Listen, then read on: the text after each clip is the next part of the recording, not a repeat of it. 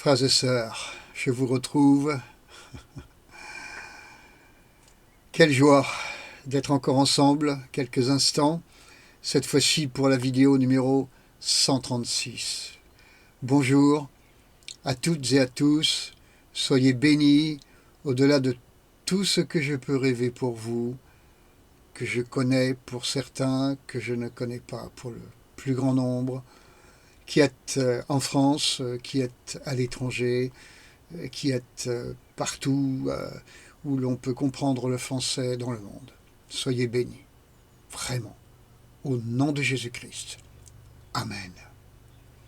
Alors, cette fois-ci, je vous propose la vidéo numéro 136, et avec pour titre ce que je vais vous dire maintenant, à savoir que semble dire le Seigneur dans Apocalypse chapitre 1. Donc il va s'agir d'un commentaire du texte que je vais m'efforcer de faire dans le respect de ce texte, de l'exposé qu'il donne. Respecter la parole de Dieu. Ce qui peut signifier que je ne lui fais pas dire ce qui me plaît, mais je lui fais dire aussi ce qui me convient moins, et je m'efforce de lui faire dire tout ce qu'elle dit. Quel défi de ne pas trier les Écritures, selon ce que j'ai envie de faire passer comme message. Quel défi, mes amis, vous allez le voir, c'est un défi. Alors, bien-aimés en Christ, alors que mon désir irrésistible est d'avancer de plus en plus en eau profonde dans la pensée du Seigneur, eh bien ces temps derniers, il me semblait impossible de me détourner de ce chapitre 1 de l'Apocalypse vers lequel donc je me sentais incontournablement aimanté. Alors je l'ai lu et relu, je l'ai médité. Ce que j'en retire et que je vais tenter de transcrire dans cette vidéo n'est qu'un chemin en cours et non un chemin abouti. C'est-à-dire que dans une vidéo suivante, il pourrait y avoir la possibilité d'une continuité, car je suis et nous sommes en chemin, vous et moi. La connaissance n'est que partielle, donc elle continue d'évoluer par la grâce du Saint-Esprit qui nous conduit. Alors versets 1 à 3, on commence. Ces versets nous disent que Dieu le Père a donné à son Fils Jésus-Christ une révélation pour que celui-ci la transmette à ses serviteurs, et par l'envoi de son ange, il l'a fait connaître en particulier à Jean. Jean est un témoin, c'est-à-dire quelqu'un qui a annoncé la parole de Dieu et le témoignage de Jésus-Christ. Il faut y voir là une notion comme celle d'un message complet de Dieu. Il y a un salut pour ceux qui prennent connaissance du message de Dieu, Amen, qui s'en laissent pénétrer et qui le gardent en intégralité et qui ne perdent pas de temps pour le faire. Nous voyons que ce message est confié à Jean, mais aussi à des serviteurs. C'est-à-dire, dans le sens littéral du texte, à des esclaves du Seigneur. Des esclaves. Ainsi, d'après le verset 1, si je ne me définis comme un esclave, un consacré de Jésus-Christ, si je me définis comme un esclave, un consacré de Jésus-Christ, Dieu va me donner l'intelligence à propos des choses de la fin. Amen. Notez aussi qu'en matière de message complet de Dieu, eh bien l'annonce de la parole de Dieu désigne sans doute l'ancienne alliance, tandis que le témoignage de Jésus-Christ désigne, lui, la nouvelle alliance. Jésus est Jean, est présenté comme un témoin parce qu'il a annoncé le message des deux alliances, donc le message complet. Comprenez que la parole de Dieu parlait des choses à venir et le témoignage de Jésus-Christ parle, lui, des choses venues. Versets 4 à 8. Jean bénit les 7 églises d'Asie. Il faut comprendre que celle-ci représente une expression, une image de l'ensemble des églises qui sont en Asie, c'est-à-dire qui ont les pieds dans la boue, parce que Asie en grec signifie boue, c'est-à-dire qu'elles sont dans la réalité du monde des ténèbres, répandues sur toute la terre. Les églises ont les pieds dans les ténèbres. À partir de là, il vaut mieux, quand on a les pieds dans les ténèbres, quand on est au milieu des ténèbres, s'y trouver avec une bonne paire de bottes bien étanches. Donc il faut voir ces églises comme ça. Notez en outre que Jean libère la bénédiction de Dieu le Père, du Saint-Esprit et de Jésus-Christ sur toutes les églises, sans exception, même les moins qualitatives. Il appelle la grâce et la paix venant de Dieu sur elles toutes, sans aucune distinction particulière à ce stade-là. Autrement dit, si nous n'agissons pas ainsi, nous serions de mauvais témoins, mauvais serviteurs, mauvais esclaves de Jésus-Christ. Concernant certaines églises qui ne vous plairaient pas, il ne s'agit donc pas de vociférer contre elles, mais de les bénir comme Jean le faisait. Vous pouvez peut-être comprendre par là que pour beaucoup d'entre nous, il semblerait qu'il y ait quelques mœurs à changer. Sinon, nous sommes dans un faux combat et nous en aurons des comptes à rendre devant le juge. Notez que Dieu règne dans le ciel, qu'il y a toujours régné, et que sa puissance s'exprime par les 7 esprits qui se tiennent toujours avec lui, devant lui. Consultez le livre d'Ésaïe, chapitre 11, verset 2. Vous en aurez plus de détails. Notez qu'il se prépare à régner de la même façon sur la terre par son Fils, et que dans le ciel, ce Fils est déjà déclaré souverain des rois de la terre. Verset 5. Il va effectivement le devenir sur la terre, mais déjà dans le ciel, il l'est déclaré souverain des rois de la terre. Ainsi, votre attention est-elle retenue par les grands et puissants de ce monde, ou par celui devant qui tous ces puissants plieront les genoux et feront allégeance? Où est votre attention? Frères et sœurs, quand je regarde Jésus-Christ, je vois celui qui m'a sauvé par son sang. Je vois celui qui a fait de moi et de mes compagnons de foi un royaume, des esclaves, qui se sacrifient pour lui. Je vois le souverain des rois de la terre. Je vois le souverain des rois de la terre. Je vois Dieu le Père, à qui seul revient la gloire et le pouvoir pour toujours. Ainsi, le spectacle de ce monde ne m'accable pas outre mesure, parce que mes yeux sont sur Jésus-Christ, qui va venir très rapidement.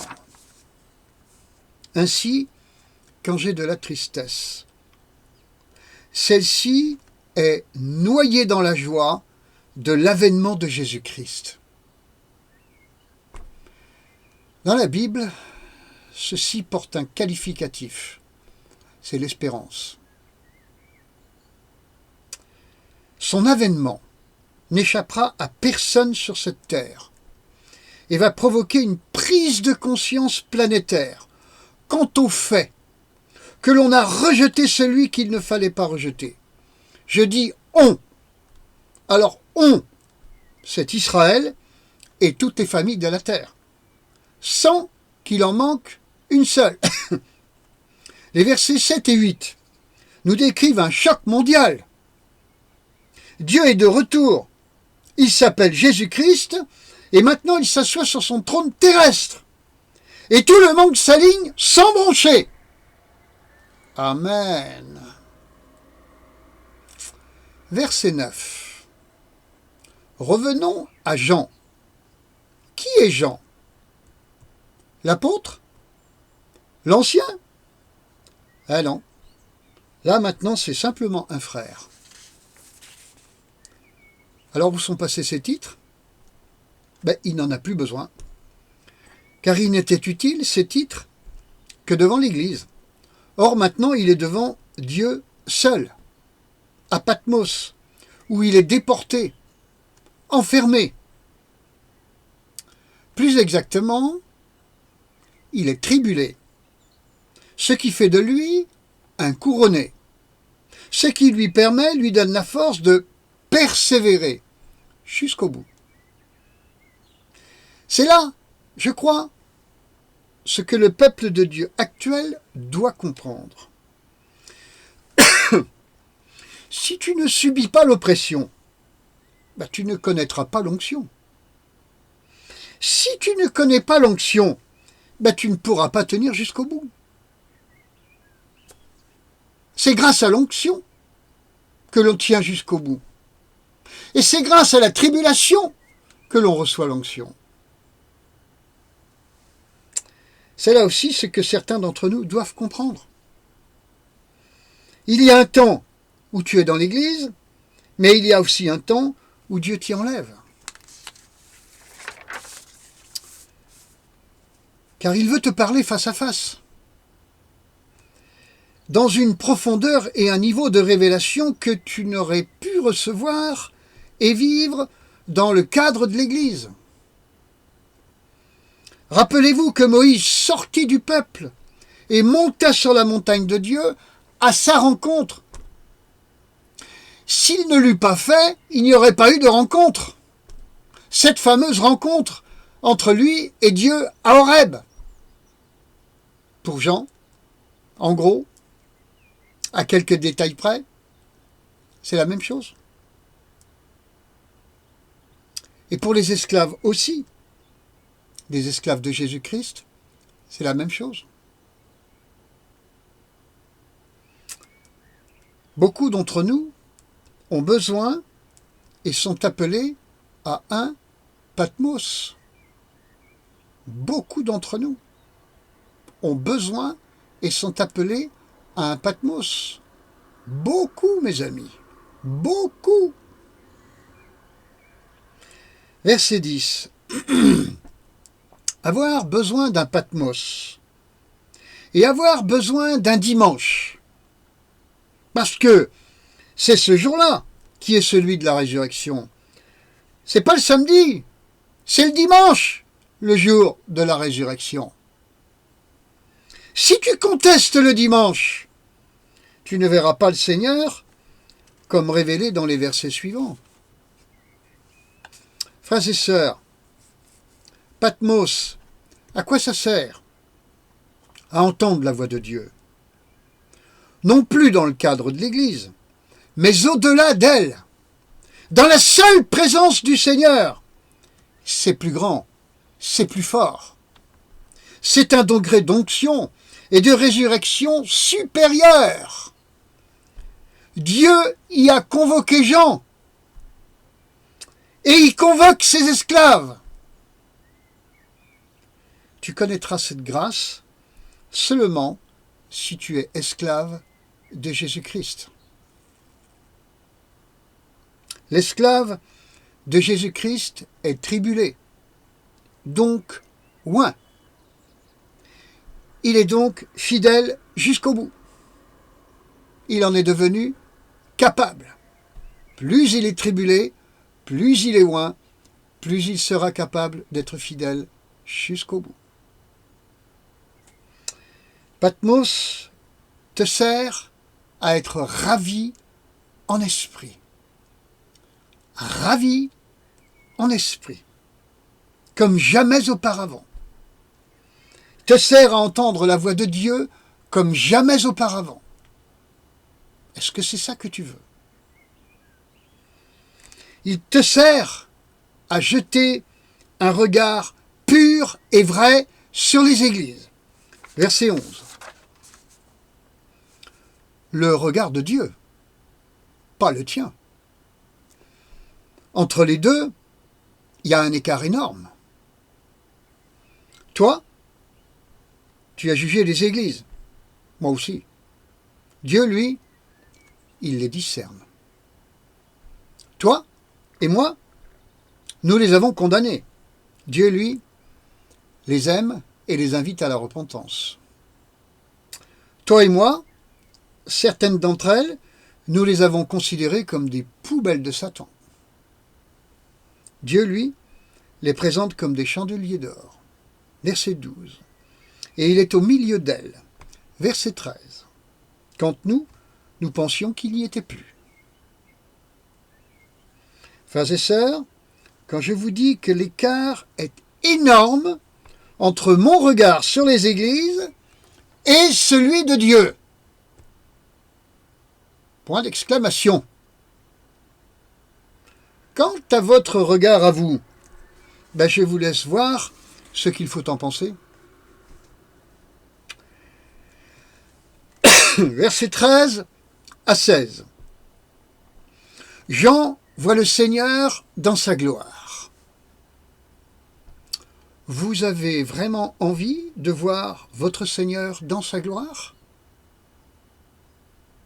Vraiment? Croyez-moi, il vous faut cela en ces jours qui sont les derniers. Croyez-moi. Est-ce que vous en êtes convaincu? Si oui, alors commencez par lire et relire attentivement ces versets 13 à 16 d'Apocalypse chapitre 1. Imprégnez-vous-en. Servez-vous de votre imagination. Confiez-la au Saint-Esprit. Prenez le temps qu'il faut. Faites ce chemin. Persévérez. Persévérez. Ouvrir les yeux, frères et sœurs, et ne voir que Jésus-Christ, votre Sauveur, dans sa gloire. Vous le voulez vraiment? Certains vont dire, non mais ce sera quand je serai là-haut. Non mais Jean, là, quand ça lui arrive, il n'est pas là-haut, il est sur terre. Et en plus de ça, il est à Patmos, dans un endroit qui signifie mortel.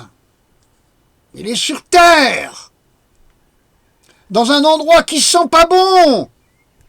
Et là, il voit Jésus dans sa gloire. C'est pas sur les réseaux sociaux, mais dans l'ombre, la discrétion de votre chambre.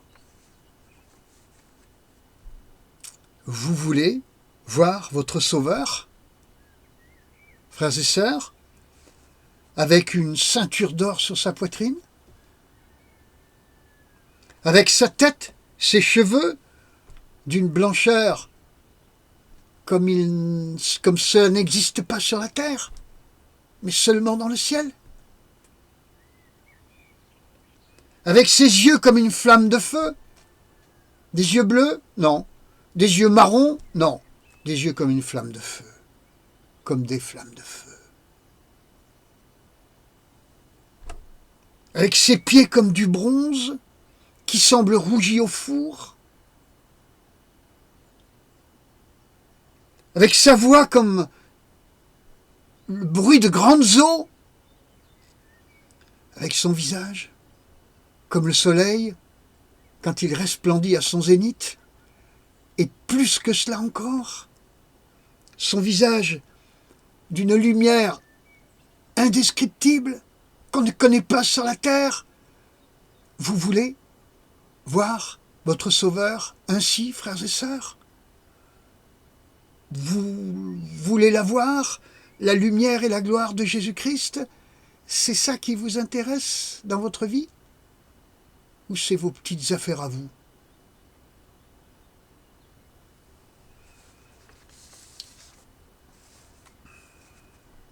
Frères et sœurs,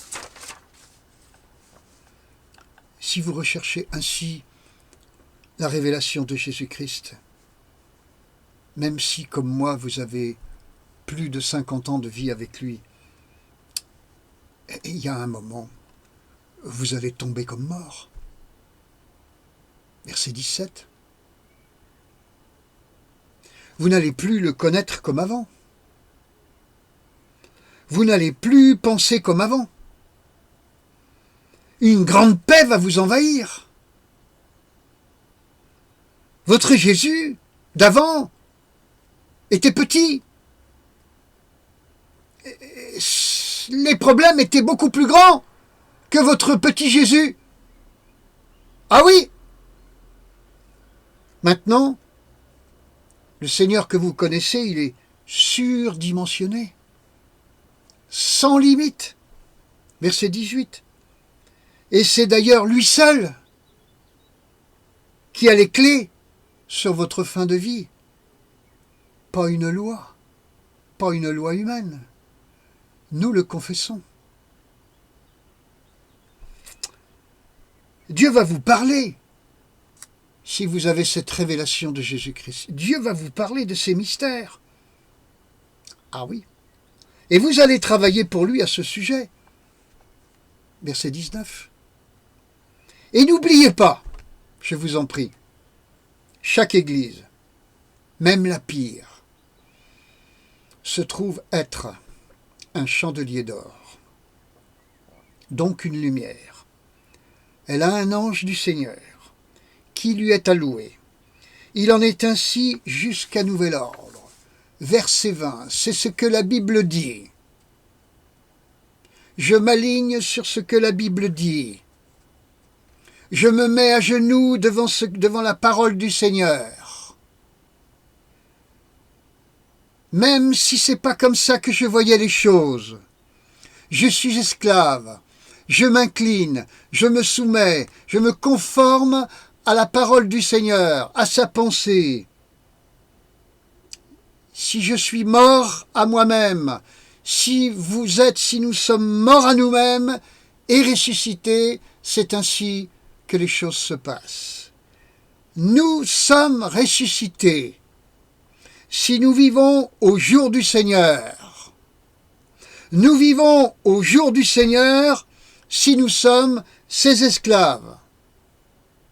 Le dimanche n'est pas tant un jour spécial, mais un état d'esprit, celui de la résurrection, celui de la soumission à la parole de Dieu par la puissance du Saint-Esprit qui agit en moi. Je ne veux pas de ma pensée, je veux la tienne, Seigneur.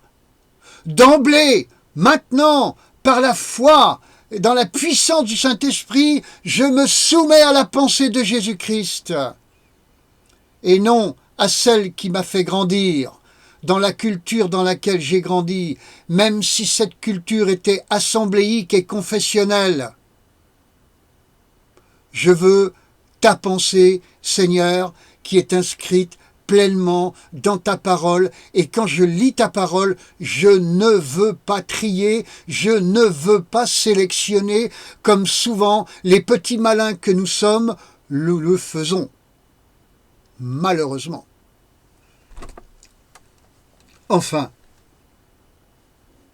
sachez, et je termine, que la révélation de Jésus-Christ, comme celle dont je vous ai parlé, elle unit. Imaginez, nous sommes 100. Nous sommes différents de provenances différentes. Et à ces 100-là, S-E-N-T, 100, Jésus-Christ se révèle comme il s'est révélé à Jean.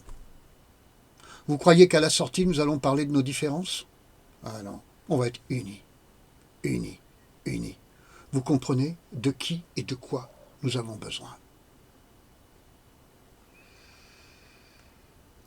Quant au sujet périphérique de la foi, il faut bien avouer que souvent il nous divise. Les sujets périphériques de la foi et de la doctrine. Je vais vous faire une petite confidence. Ces choses-là me fatiguent. Je vais même un peu être trivial. J'en ai marre de ces choses-là. Ce que je cherche, et vous aussi je l'espère, et je vous y invite, c'est la révélation de Jésus-Christ. Dans une profondeur, une hauteur, une élévation que nous ne connaissions pas, que vous ne connaissiez pas, que vous n'avez peut-être pas connu jusqu'à présent, mais qui vous tend les bras. C'est pourquoi, frères et sœurs, j'insiste sur le fait que pour nombre d'entre nous, Patmos est une étape inévitable. Elle servira à préparer l'épouse pour le jour des noces. Réfléchissez à ces choses. Et j'ai terminé. Que le Seigneur vous bénisse. Oui, mais comme j'ai l'habitude de le dire, faites en sorte de prendre le bon parti pour recevoir cette bénédiction. Car nous pouvons la refuser, la bénédiction. On peut désirer la bénédiction, mais lui barrer la route. Seigneur, touche-moi, touche-moi. Que je sois ton esclave, que vous le soyez également. Au nom de Jésus-Christ. Amen, mes amis. À très bientôt pour la suivante. Je vous embrasse dans le nom de Jésus-Christ. Amen.